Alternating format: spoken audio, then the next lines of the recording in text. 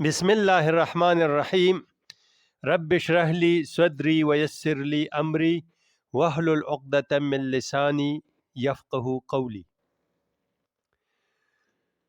زنن د الله تعالی په توفیق او فضل و کرم سره د مثنوي شریف درس شروع کوم.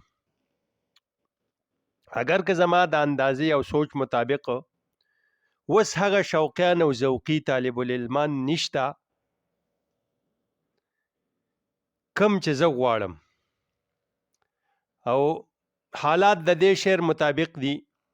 نو عشق میں رہی گرمیا، نو عشق میں رہی گرمیا، نو حسن میں رہی شوخیا، نو غزنوی میں تڑپ رہی، نو خم رہی زلف ایاز میں. خو زه د الله تعالی نه دا امید کوم چې راتلونکې دور کې به الله تعالی داسې شهبازان پیدا کړي چې نه یوازې مثنوي شریف بلکې د دې لاین عرفاو چې څومره فارسی کې کتابونه لیکلي دي، که هغه په شعر کې دی او که په نثر کې دي، هغه به ثریا ته ورسوي، هغه به عام کړي او د دې مستقل شعبې به تاسیس کړي، او داسې افراد به په دې معاشره کې تیار شي چې علامه اقبال مرحوم یې په دې شعر کې خاکه پیش کړي. خاکی و نور نہاد بندے مولا صفات، ہر دو جہاں سے غنی اس کا دل بے نیاز، اس کی امید قلیل اس کے مقاصد جلیل، اس کی ادا دل فریب اس کی نگاہ دل نواز، نرم دم گفتگو گرم دم جستجو، رزم ہو یا بزم ہو پاک دل و پاک باز، نقطۂ پرکار حق مرد خدا کا یقین، اور یہ عالم تمام وہم طلسم و مجاز، عقل کا منزل ہے وہ عشق کا حاصل ہے وہ، حلقۂ آفاق میں گرمی محفل ہے وہ. د داسې مرد مومن د پیدا کېدو په امید. لہذا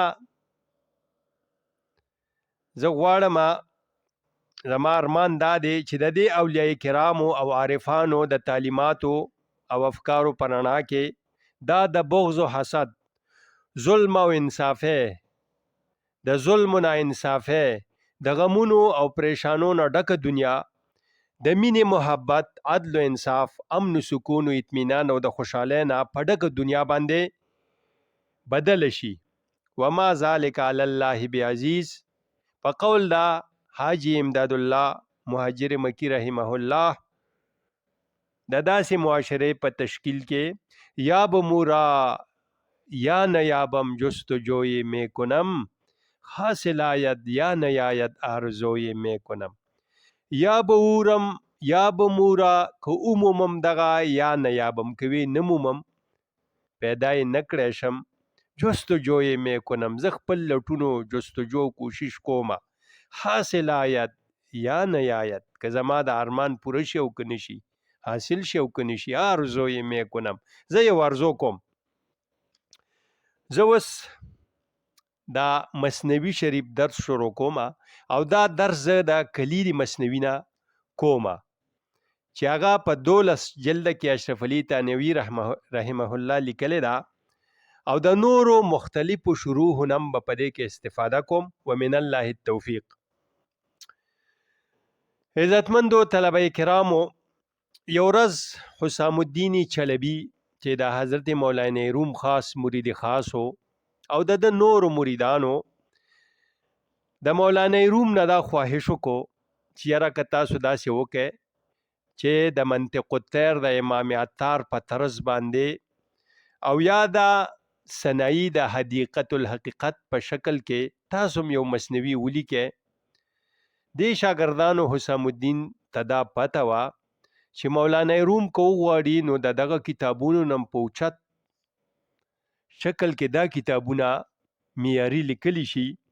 نو ده ته یې وویلې چې دا به زموږ د زړونو دپاره سکون وي او ستانه وروستو به ستا مریدانو د پاره یو دستورالعمل وي چې دیو دا خبره وکړه مولانا ناڅاپه د پټکي نه یو کاغذ روویسته وی یاره دا خیال خو زما زړه کې راغلی او دا اشعار دته القا شوي وو هغه 18 اشعار دي د دې مستندو شارحینو دا لیکلي چې اول ځل د کم اشعار دا پټکي نه روویستل نو هغه 18 اشعار او دیته ناینامه وي چې د مثنوي اول نه شروع شوي دي هغه اشعار دا وو ان شاء الله دا وینو بیا د دې په تشریح باندې شروع کو بیشنوز نی چون حکایت می کند وز جدایی ها شکایت می کند کز نیستان تا مرا ببریده ان از نفیرم مرد و زن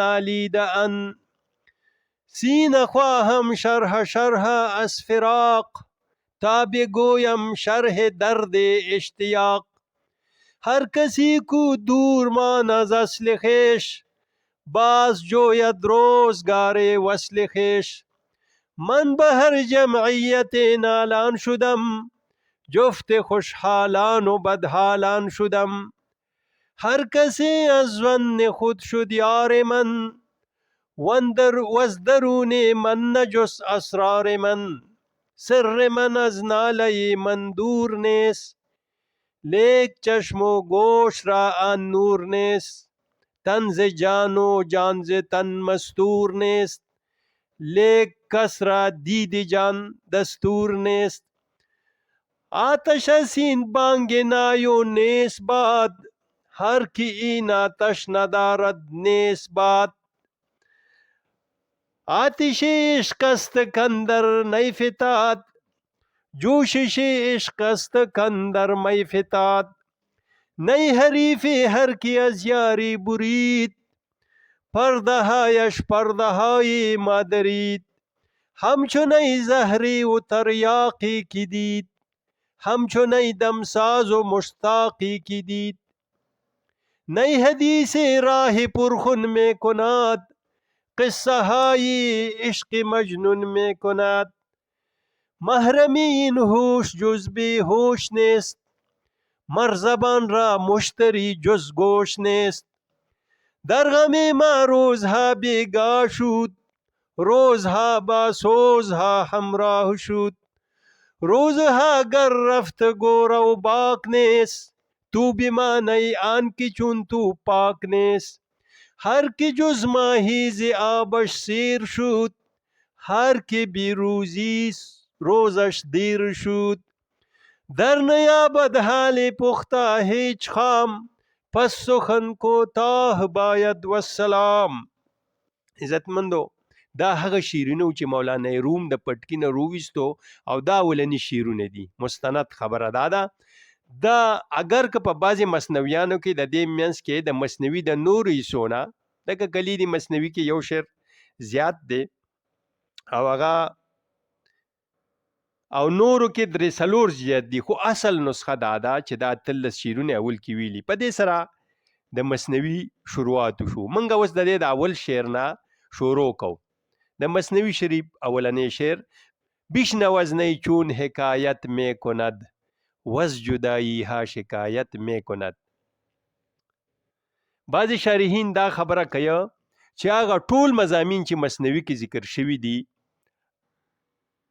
داغه خلاصه او نچوړ په دې 18 شیرونو کې ذکر شوی او هغه سچې په دې 18 شیرونو کې دي داغه خاکا او خلاصه په اولنی شعر کې ده او دا اول شعر خلاصه په دې اوله کلمه کې ده چې بشنو ازنی اول مولانا روم دا عظیم کتاب د بشنو نه شروع کړي بشنو یعنی واورا دا صيغه د امر ده واورا یا استمع یا په اردو کې وي سن واورا ولی چې اوریدل چې دی دا اساسی او بنیادی کار دی خدا دلته چې کم بشنو وي په دې کې دا تاکید دی چې د زړه په غوګونو واورا او قرآن شریف کې همیشه د بصیر نه سمیع مخکې ذکر شوی، یعنی د لیدلو نه اوریدل مخکې ذکر شوی. تاسو وګورئ الله تعالی مختلف آیاتونه کې وایي وهو السمیع البصیر، هغه اوریدونکی او لیدونکی دی. بل ځای وایي والله سمیع علیم، الله تعالی اوریدونکی او پوهه دی.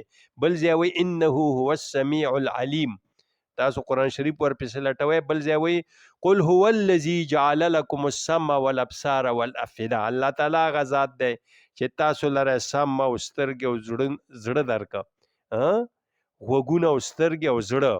نو اول یې څه غوږ، یا قرآن شریف کې الله تعالی د کفارو متعلق وایي وانهم عن السمع لمعزولون. وسه بشنو مولانا روم وایي واوره، د چا نه واوره؟ از نه د نه نه واوره. چون حکایت می کند چې څرنګه کیسه کوي. نه څه ته وایي؟ اصل کې نه نل ته وایي، او نیستان د نلانو ځنګل. دغه نلان چې اکثر په نامناکو خورو ځمکو کې پیدا کیږي، او دا ډیر زیاتی په خوا به د دې نه دا کول چې په دې به د کوټو چتونه پټول په دې به اچوله، دې کې به احتکار اخیسته، او دې کې چې به لږ پیړ نلو هغې نه به شپېلۍ جوړوله. پخوا زمانو کې دومره ترقي نه وه، د موجوده چې کم مصنوعات دي لکه اوس شپېلۍ خلک د اوسپنې نه جوړوي، د المونیم نه هم جوړوي، د مختلفو دغه نه جوړوي. پخوا به صرف د دغه نه نل نه جوړوله، نل چې به پوخ شو، او نلو کې مختلفې قسمونه وي، دا نري نري وي، د دې ځنګلي وي، او نن سبا د بانسونه هم دي د نلونو په شکل کې چې دا خلک ته اندرپایي او د چتونو دغه دپاره استعمالوي. بهرحال خو نه چې دی نو دا شپېلۍ ته وایي. اصل کې فارسی کې شپېلۍ ته توله وایي. توله نن سبا عام پرسیوانان او په اردو کې ورته بانسري. بهرحال خو پخوا د عارفانو دا لفظ ډیر استعمال کړی دی چې دیو به څه ویلې، لکه مولانا روم وایي بیشنه وزنی چون حکایت می کند. د دیو په کلام کې ډیر زیات د استعمالیږي، لکه سادی صاحب وایي گوشت وانت کې همه عمر وایي نشنود آواز دپو چنگونی. وقت دا کولی شي چې په ټول عمر کې आवाज د دوکړې او دا سوانوري رباب شپېلې نه اخر کې شپېلې ذکر کړه. نو دا دیو ډیر ذکر کړي. خو دلته د نه نه مراد څه دی؟ په دې کې درې قسمه تفسیر دي چې نه نه مراد څه دی. بیش د نه نه واوره شپېلې خبرې کوي. نو دلته مراد د شپېلې نه د انسان کامل روح دی، د عارف. او بل تشریح مطلق انسان، بل تشریح دا دی چې د دې نه مراد مولانا روم دی. بیش نه وزنی وی د مولانا روم نه واوره. چون حکایت می کند. چون څه ته وایي؟ چون په پارسی کې په دریو معنو راځي. د تشبیه دپاره راځي، لکه ته چونان یعنی په مثل د هغې. بل د رب دپاره راځي، مثلا ته چون ما او ردیدم، یعنی هغه وخت چې ما ولیده، هنګام او هغه وخت. او بل د استفهام په ځای کې استعمالیږي، لکه چیګونه او چیتور، څرنګه او په څه طریقې سره. دلته د دې رستنو دوه معناګانو باندې دا چون راغلی دی. که د چون تاسو دا معنی کوي هم صحیح ده، دا د لغتو کتاب دا معنیګانې لیکلي دي، دا خو عام لفظ دی، خو موږ یې لږ تحقیق کوو. نو که ته اوس دا وی بیش نه وزنی واوره د شپېلۍ نه چون حکایت می کند، صحیح ده چې څرنګه دا قصه کوي، څنګه قصه کوي. او یا واوره د شپېلۍ نه هغه وخت چې دا خپله قصه کوي، هغه وخت. نو پس معنا دا شوه د شپېلۍ نه واوره چې څرنګه قصه کوي. وز جدایها شکایت می کند.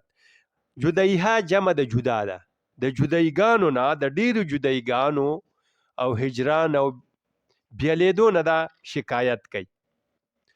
اصل کې دا شپېلۍ چې دا عارف کامل روح دی یا د مولانا روم روح دی، د خپل ځان ته نه ویلا. نو اصل کې دا روح چرته و.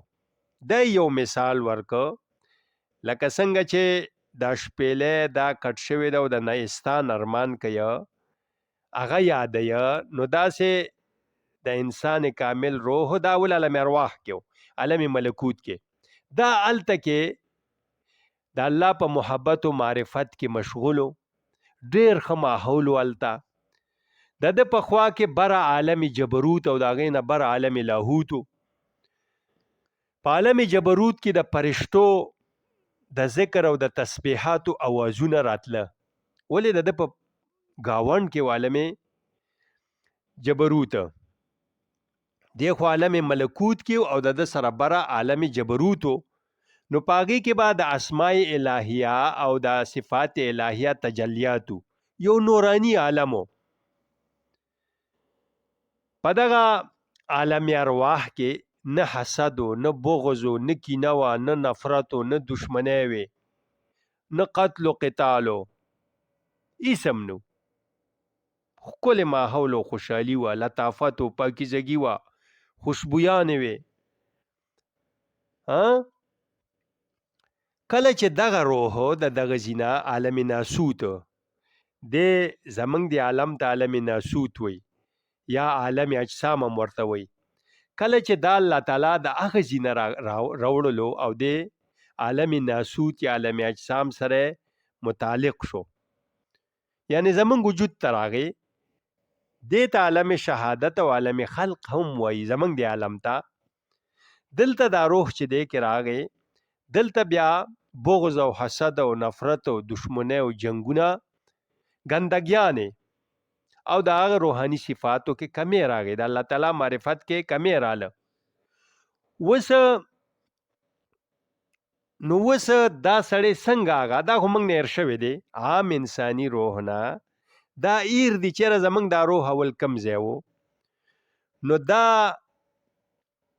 څنګه دته دغه خپل زوړ مقام یاد شي؟ نو وایي که چېرې یو غیبي جذبه د شامل حال شو، الله تعالی په فضل کی او جذبی کی او دغه حقایق ورته ښکاره کی، یا یو ولی کامل عارف کامل معرفت او داغه معیت نصیب شو، داغه محبت داغه صحبت داغي په نتیجه کې الله تعالی دته دا خپل زوړ مقام مخی د تصور کې راشي، یا د اهل عشق او یا د اهل عشق کتابونو د مطالعه په نتیجه کې د روح متنبه شي، پوي شي او د عالم ارواح غزوړ حالت یاد شي. نو د هغه عالم په جدای باندې افسوس او فریاد کوي.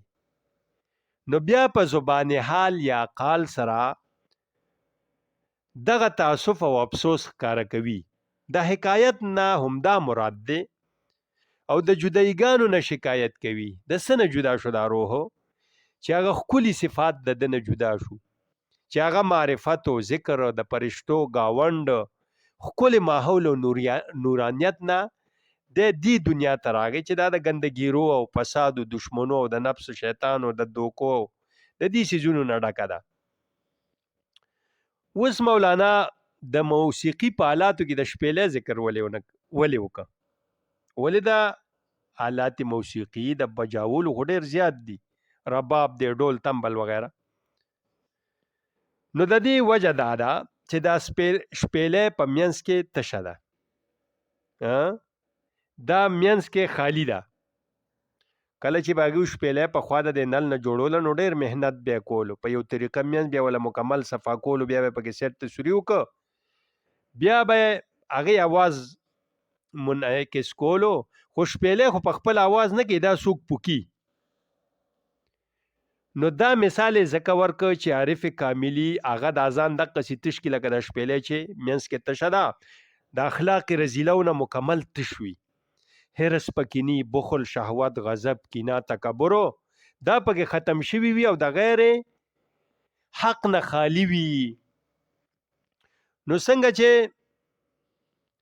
د شپېلې بل څوک وي او आवाज د شپېلې نه وي، نو دغه سه دغه عارف کامل د خپل خبرې نه وي او د عالم غیب نه دته القا کیږي. د نه یو معنا نشته، یعنی نشته. د دې معنا دا ده نه یعنی زه نه یم، زه ختم شوی ما، یعنی دا غچا نه واوره چې خپل هستی نس کړی دا، ځان ختم کړی دی، په خپل وجود باندې خپل خدا صرف الله تعالی ویني او داغه رضا. لکه چې یو ځکه د ویلی دی از وجود خود چنئی گشتم توهی نیست از غیر خدا ام آگهی. کله چې د خپل وجود نه لکه دا شپېلې په شان زه تش شومه، خواهشات هر څه مې ختم که، نو بغیر د خدای نه زما دعاګاهي نشته، بل څه خبر نه وینم، صرف د الله نه خبرې ما اویس مې په نظر نه راځي. یا چون که من نیستم این دم زوست پیش این دم هر که دم زد کافروس. چون که زه نه یم، زما وجود خو نشته، دا دم زما وجود ته شوی دی، دا د هغه دم دی، عالم غیب نه خبرې دي. او څوک چې د دې دم خبرو په مخ کې خبره وسکي نو هغه خو کافر دی. گرچه قرآن از لب پیغمبر است هر کی گوید حق نگفته کافر است. اگر که دا قرآن د پیغمبر په جبه ویل شوی دی، قرآن چې نازل شوی دی، خو که یو سړی وي چې دا الله نه دی ویلی، دا هغه خبرې نه دي، نو بیا هم کافر دی. یا نظامی گنجوی رحمت الله علیه بل عارف فرمایی نظام جام وصل انگاه کنه نوش که بر یادش کنه خود را فراموش. نظامی د وصل جام الله تعالی د وصال جام په هغه وخت کې توس کې چې دا هغه په یاد کې ځان ير کې چې ستا هغه یاد ځان به رہے د خپل خواهشاتو نه به تیریږي، نفس په پایمال کې. عبدالرحمن بابا وایي زه اوس تاسو ته مختلف مثالونه وایم، شعر ان شاء الله درس به مختصر وي، خو چون کې دا اول شعر ډېر اهم دی او په دې ځای تفصیلی رڼا چوم، نو په دې ټولو اتلس شعرونو خاکه تاسو ذهن کې راولم، هغه کې به ان شاء الله مختصر تشریح وي، خو دا اول نه سرسره کې نشم تیرې دی اولنې شعر نه. عبدالرحمن بابا وایي سو تر منځه ورانه نکړې د تن پوله او به نه رسې تر خدایا تر رسوله. د تن پوله خدای او تا ته دین دنیا په غوره کې خو چې یو پکې انتخاب کا، من شاء فلیؤمن و من شاء فلیکفر. تا دنیا کړه په دا دواړو کې قبوله، تر هرس نه پورته بله نشته، دا بلا دستا په خونه شو نزوله. کله چې تا کې هرس راغی ته دغه ته حق ته نشي رسیدی، تورا تا دهن باشد از هرس باز نیاید به گوش دل از غیب راز. تر څو چې ستا خوله د دنیا د هرس و لالچ نه کولاو وي، ستا د زړه غوږ ته به د غیب نه راز را نشي هیڅ کله.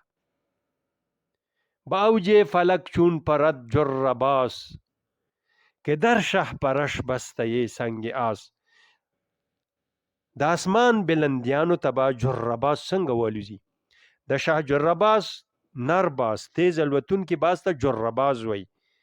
دا اسمانونو کې ډېر اوچت په غرونو د قویقاف په غرونو کې ویلوزي، خو دا به څنګه والوزي؟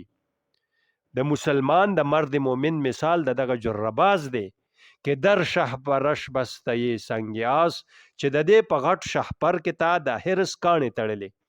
یو شهباز ته په وزر پورې ته کاڼې وتړیا خو بیا نشي الوتی. نو دغه سی مسلمانات تر څه چې د دنیا هرس و لالچ کې ګیرې خواهشات نفسانی کې ته بره فرواز نشي کولی، او نه ته د عارفانو مقام معلومولی شي، نه د هغې عمق او گهرایانو ته رسیدی شي. بهرحال بل ځای حافظ شیرازي وایي میان عاشق و معشوق هیچ حائل نیست، تو خود حجاب خودی حافظ از میان برخیز. د عاشق و معشوق کې اړو حایلو پرده نشته، د الله او دغه د عاشق منځ کې ستا د وجود په خپله حایلو پرده دی، د منځ نه پاسه د خپل ځان لر که وجود دی ختم کا، نو بس په خپله به هغه سره واصل شي. بهرحال اوس خو مولانا فرمایي چې اوریدل کوه. ګوره انسان چې سار پاشي تر صرف اوریده او د اوریدلو اهمیت زیات ځکه دی. ګوره الله تعالی انسان له یوه ژبه ورکړې ده او دوه غوږونه. ګوره خبرې کمې اوریدل به زیات کې، او دا د عرفاو یو دغه دی چې هغوی اوریدل او سکوت چوپوالی اوریدل کوي. ټیک شوه، خو ته وایي د چا نه واوره، اوریدلو کا خو د عارف کامل نه اوریدلو کا. د شپېلې په اړ کې مولانا خپل ځان یادوي چې زمانه واوره، او بل ته هم ځان د خواهشات نفسانیو نه آزاد او تش کا.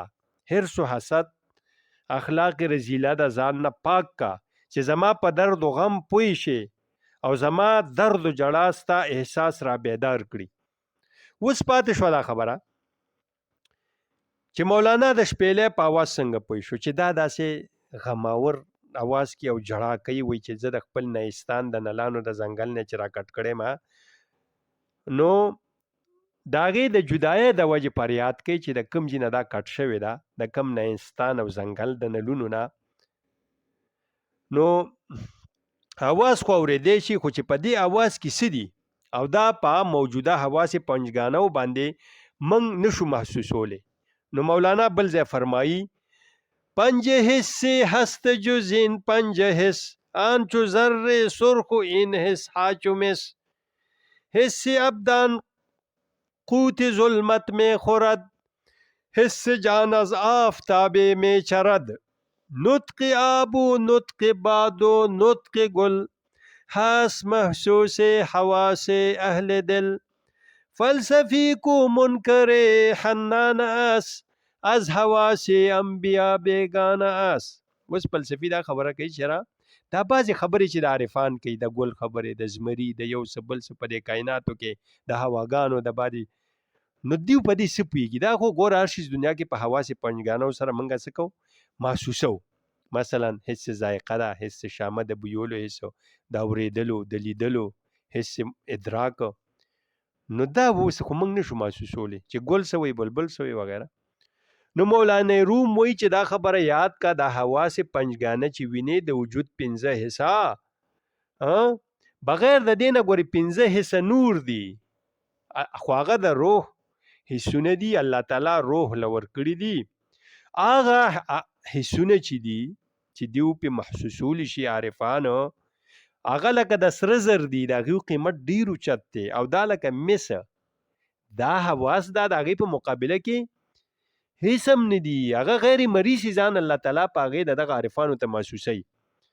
او دا د بدن حسونه چې دي دا خو د ظلمت نه قوت او غذا خوري، د تیارو نه. او هغه د روح کم حسونه چې دي هغه د آفتاب نه غذا اخلي، قوت اخلي، د نور نه.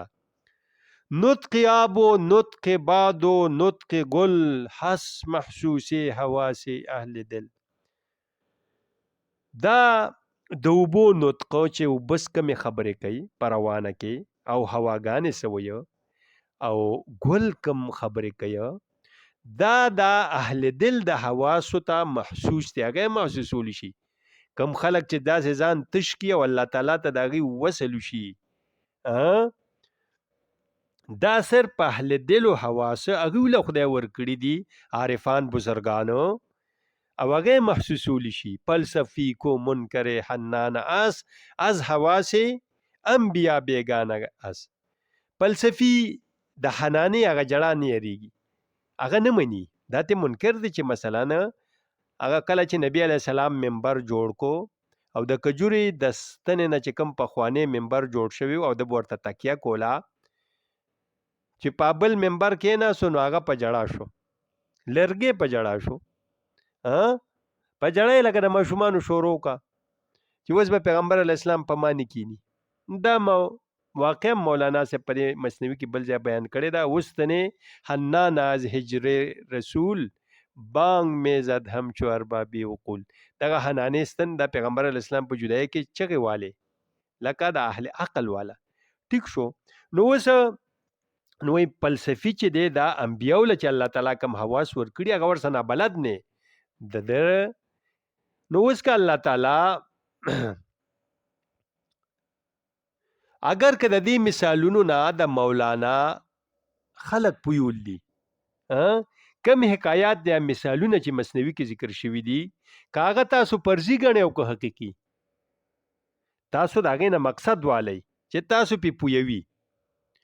اوس پاتې شوه دا خبره که حضرت سلیمان علیه السلام غوږ ته الله تعالی د یو میږي خبره رسوي او سلیمان علیه السلام خاندي. ګوره میږی چې په لار رواني چاته پته هم نه لګي، د هغو د خپو کشار هم د میږي نه اوري، خو د ده د اواز او په دنیا کې څوک نه اوري، خو د هغه زړه کې چې څه او نورو میږیانو ته څه وویلې، الله تعالی سلیمان علیه السلام ته د ده خبره ورسوله.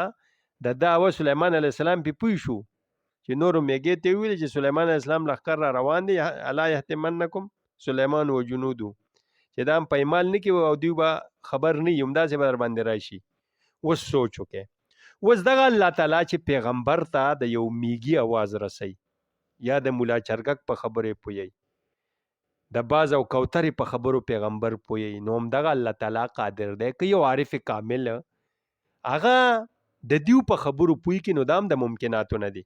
دا څه ګرانه خبره نه ده چې شپېلې چې دغه استون حنانه په خبرو رااله، حدیث شریف کې راغلی دی. نو که داسې د یو شپېلې اواز د اهل دل ته الله تعالی اوخی، نو دا مشکل نه ده. مثلا نافذ شیرازی وی بینشین بر لب جویو گذر عمر ببین کی نشارت ز جهان گذران مارا بس. وی د لختی په غاړه کینا او د دې عمر تیریدو وینا. وی دا اشاره د دې پانی جهان نه، د دې تیریدونکو جهان نه تعالی کافی ده. وی ته د دې نه ویني، دا تعالی سم میسج درکې، پیغام درکې. اوس په دې وبو کې چې هغه سی ویني، وی دا کافی ده. هغه چې د کائناتو کې د هوا نه دغه نه کم میسجونه هغه ته ملاويږي او الله تعالی پوي او هغه په پوي، نو موږ په چرته پويګو. به هر حال اصل مقصد له وسره راځو ان شاء الله. نو دا ولني شعر تشریح منګه لګا زیات وکړه. نو دا مولانا ویو د شپېلې نه وورا د عارف کامل نه چې هغه څه کیسه کوي او داغه جدای نه شکایت کوي. کم جدایی ده، د کم ځینه جدا شوی دی. کز نیستان تا مرا ببرید ان، دویم شعر، از نفیرم مرد و زن نالید ان.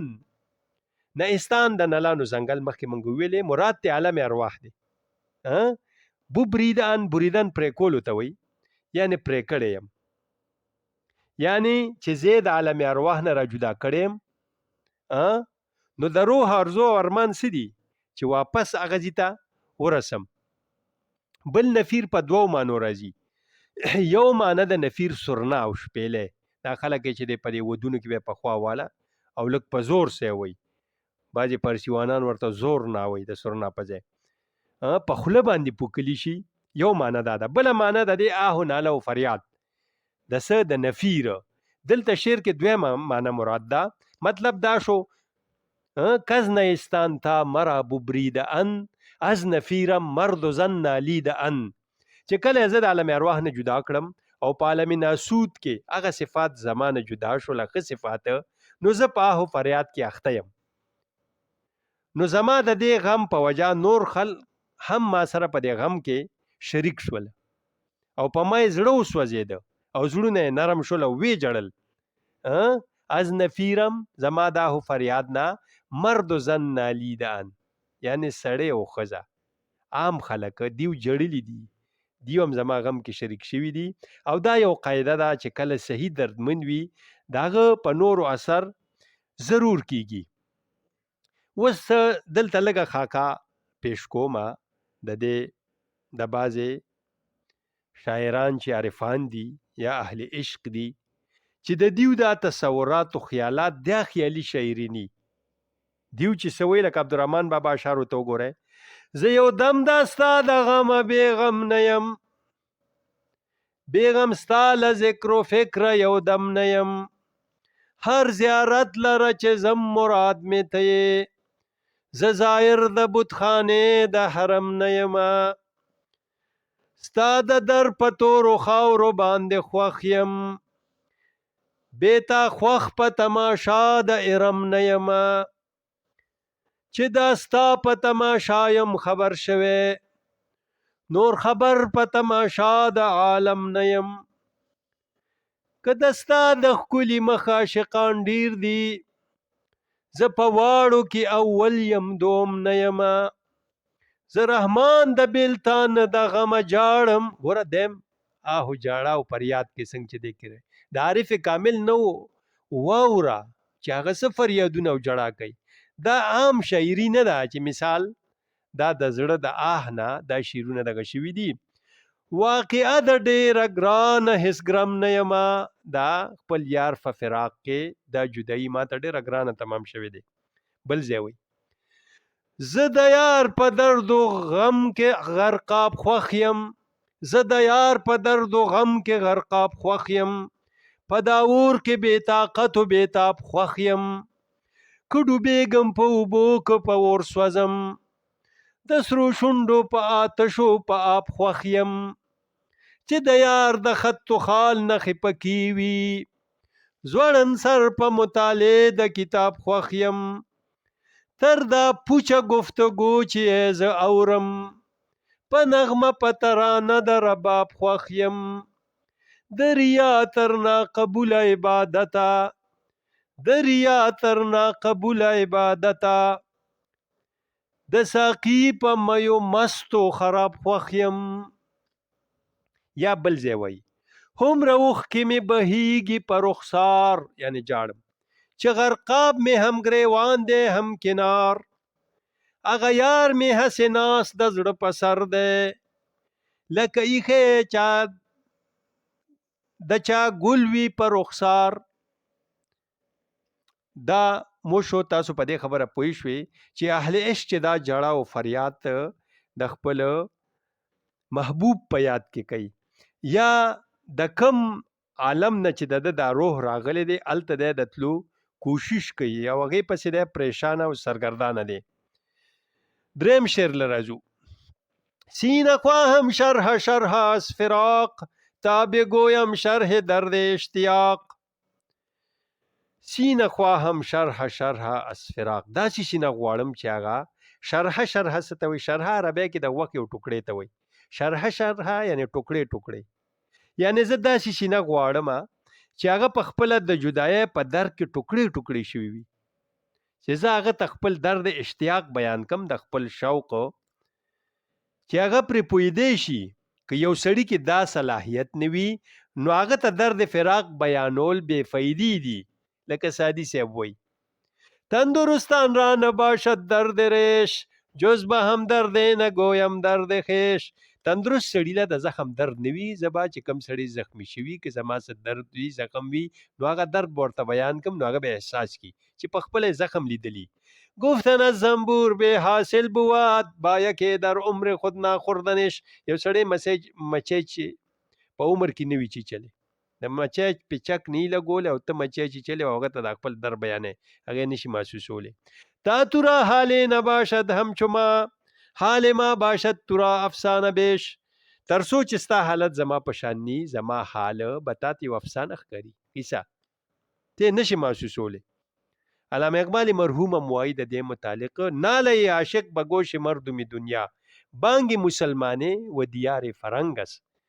د عاشق سړي دا جړه او فریاد چې واقعي اهل عشق وي نو دا د دنیا د خلکو په غوږونو دا आवाज داسې لګي لکه مسلمان بانگ وایو اذان کوي خو د فرنګ په دیار کې، د غیر مسلم دیار کې چې هغه د دې په اهمیت نه پوهیږي. وی وجه دا څه وایي؟ یعنی داسې سینه غواړم چې هغه هم د شپېلۍ په شان یو مقصد دا دی د خواهشات نفسانی او رضایل اخلاقی نه پاک وي، د خپل ځان نه کټ شوي او الله تعالی سره پیوست شوي وي، نو هغه زما د ضمیر گهرایانو ته رسیدي شي او زما پیغام باندې پوهیدي شي. نو په دې تقریر کې د سینې نه مراد د بل کس سینه مراد ده. لکه مولانا روم ویو زه داسې سینه غواړم چې هغه په خپله د جدایۍ په غم کې ټوټې ټوټې شوي، هغه درد فراق لیدلی، نو زما په دې پیام او میسج به پوه شي دا زه چې زه څه وایم. او بله معنا د دې دا ده چې خپل سینه ته هم مراد کېدی شي، یعنی مطلب دا نه چې زما په آهو جړه څوک دا ګمانو کی چې ګینه ده په دې درد و غم کې تنگ ده، هیڅ کله نه، بلکې زما ویدار مان دی چې زما جګر او زړه په د فراق په غم کې نورم ټوکړي ټوکړي شي چې نور هم د شوق اظهار وکم. دا قاعده ده چې عاشق ته په درد کې یو قسم خاص لذت او خوند نصیب کیږي چې د هغې زوال نه غواړي. څلورم شعر ته راځو. هر کسی کو دور مان از اصل خویش، باز جوید روزگار وصل خویش. د دې شعر مطلب ښکاره دی. مولانا یو حقیقت په ډېره ساده ژبه کې بیان کړی. هر کسی هر هغه کس چې د خپل اصل نه لرې پاتې شي نو دی څه کوي؟ باز جوید، بیا لټوي هغه روزګار د خپل وصل. چې کله یو سړی د خپل اصل نه جدا شي نو بیا د وصال د زمانه غواړي. دا زه په مثالونو کې تاسو ته ذکر کوم. که انسان دی او که حیوان دی، یو انسان د خپل ملک لاړ شي بل خوا، سعودي ته لاړ شي، امریکې ته لاړ شي، خو هیڅ کله دی چې په دې ماحول کې کم یاران دوستان ښځه بچي دا نشي هیر کولی، بلکې دی کار څومره هلته دته سهولتي نه دی د خپل وصل متمني وي چې زه به څه وخت خپل کور ته ځم. ټیک شو؟ همداسې لکه هغه ځای سره د دې فطري مینې. نو که انسان د یو کوره لاړ شي یا کډه یوسي بل ملک ته، په کم علاقه کې چې دی پیدا شوي دغه مینه محبت د نشي هیرولی. در سفرگر روم بینی یا خوتن از دلت کی میره ود حب وطن. دا یو فطري خبره ده. یو جنۍ د مور او پلار د کوره واده شي، د خاوند کور ته لاړ شي، کال ته هر څومره خوشحاله وي، خو خپل اصلي کور سترګو ته کیږي او ډیر وخت دا دغه وصال طالب وي چې زه بیا هلته لاړم خپل مور پلارونه خویندې وینم. یو پیشو یو کور کې پیدا شوی او عادت شوی دغه ماحول کې، دا چې هر خوا یو سي د دې کوشش دی څه کوششي چې واپس خپل کور ته لاړ شي او خپل مسلسل جدوجہد کې په هر طریقې کال ته پیار صدقه کوي، خو ډیر وخت د دې دا ذهن نه هغه کم ځکه چې د عادت دغه خاکتي نوځي. داسې هر څه که سپی وي که پیشو وي، یو طوطي ته د یو باغ نه رونیسه او د سرو زرو پنجره کې ګیر کا او دله بادام پستې او اعلیترین دغه ورکوه خوراکونه ورکوه، خو دی به په دې تلاش کې چې څه وخت به زه الوزم د ده نه به تښتمه، واپس همغه باغ و دغه کې چې دی پاتې شوی لوی شوی هغه ماحول دته ښه ښکاري. اوس اصل مقصد له راځم. دا خو مثال ورکړه مولانا روم چې څوک د خپل اصل نه لرې پاتې شي نو بیا د هغې کوشش او تلاش کوي د خپل ځي وایي زم دا عالم ارواح نه را جدا شوی ما نو داغه پاک او روحاني ماحول بیا غوښتونکی ما او خپل وطن اصلي پسې زه جړه او فریاد کم. زه غواړم چې د کم عالم ارواح او پاک ماحول نه زما روح راغلی دی نو زه دلته په دې اصل عاشقان چې دي نو هغه خپي. لکه حافظ شیرازي وایي چو شد باغ روحانیان مسکنم در اینجا چرا تخت بند تنم. حافظ شیرازي وایي کله چې باغ روحانیان زما مسکنو، روحانیان پکې اوسېدل، در اینجا چرا تخت بند تنم، زه ولې په تن کې تخت بند یم قیدي شوی یم، ولې هلته واپس وانه لوزم. سوچ وکړئ دا د عارف کامل چې څوکي دا داغه د ضمیر جوړوالي ته څوک نه رسي. هغه دلته چې حدیث کې چې څنګه راغلی دی چې دا دنیا د مسلمان لپاره بندیخانه ده، جیلخانه ده او قیدخانه ده، نو دی داسې محسوسوي. بل ځای حافظ شیرازي وایي خرمان روز که زین منزل ویران بروم راحت جان طلبم وز پی جانان بروم. هغه ورځ څومره به خوشاین دي د خوشحالۍ وي چې د دې منزل ویران نه زه لاړ شمه او د ځان راحت طلب کوم او ځانان پسې لاړ شمه، د خپل روح پر راحت سره خپل جانان پسې لاړ شمه. پنځم شعر ته راځو، پنځم شپږم وایو نو انشاءالله نننی درس ختمو. من به هر جمعیت نالان شدم جفت خوشحالان و بدحالان شدم هر کسی از ظن خود شد یار من و از درون من نجس اسرار من. جمعیت نه مراد مجلس او مجمع.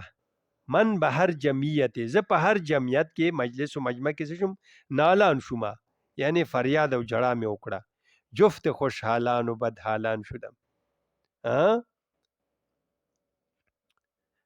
نالان هغه جړه او فریاد چې د زړه د درد سره وي دې ته ناله وي.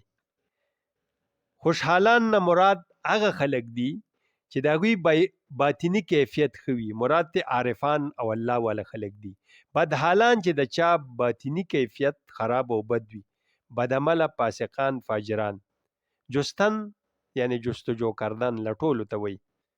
مولانا د شپېلۍ په ژبه وایي من به هر جمعیت نالان شدم چې ما په هر مجلس کې خپل درد بیان کو او خپل فریاد او جړه مې وکړه او هر کس د خپل ګمان مطابق زما همنوا او ملګری شو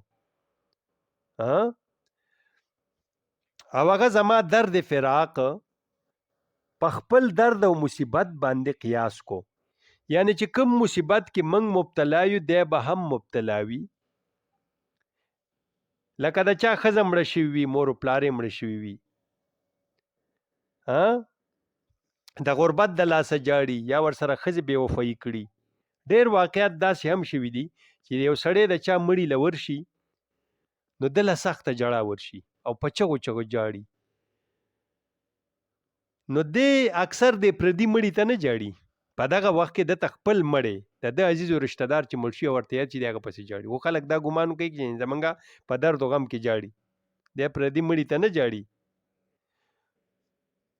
نو دوی په خپل ځان باندې مولانا روم وایي زه قیاس کم او زما د درد په حقیقت پویه نه شول چې هغه څه شی دی زما جړه، هغه قرب الهی او د حضرت حق وصال دی. نو هر کسی از ظن خود شد یار من، هر سړی په خپل ګمان سره زما یار شو. هغه زما حالت په خپل ځان باندې قیاس کو. وز درون من نجس اسرار من، زما د زړه نه زما اسرار اون لټولو چې د دک او د درد او غم او د پریشانی پس کې دا څه لټول غواړي په دنیا کې د څه شي لټون کې دی. نو ان شاء الله دیږي پورې نن دغه شپږ شعرونه وشو. یو ځل بیا ویم صرف شعرونه بیشنوز نہیں چون حکایت میں کند وز جدائی ها شکایت میں کند کز نیستان تا مرا ببرید ان از نفیرم مرد و زن نالید ان سینه خواهم شرح از فراق تا بگویم شرح درد اشتیاق هر کسی کو دور ماند از اصل خویش باز جوید روزگار وصل خویش من به هر جمعیت نالان شدم جفت خوشحالان و بدحالان شدم هر کسی از ظن خود شد یار من وز درون من نجس اسرار من. نن درس په دې ځای ختمو. البته د یو دوه خبرو دغه کومه چې کومه نسخه چې په قونیه کې نگهداري کیږي او په 9مه صدۍ کې لیکل شوې ده نو په هغې کې د اولنی شعر داسې لیکلی دی چې خلکو لیدلی ده او قلمي، خو عام هلته دا شعر داسې دی بیشنوین نی چون شکایت می کند وز جدایی ها حکایت می کند. لکه برعکس راغلی دی، دلته اول حکایت راغلی دی، هلته اول څه راغلی دی؟ شکایت راغلی دی. بیشنوز نی چون شکایت می کند داسې راغلی دی، وز جدایی ها حکایت می کند. نو دام دومره غټه خبره نه ده. او بل په دویم شعر کې بعضې نسخو داسې راغلی دی از نفیرم مرد و زن نالید ان، هغې دا لیکلی دی در نفیرم مرد و زن نالید ام. نو دا دومره غټ فرق نه دی. او نو دغه مې تاسو ته لږه اشاره درکړه. وصلی الله تعالی علی خیر خلقه محمد و آله و اصحابه اجمعین برحمتک یا ارحم الراحمین.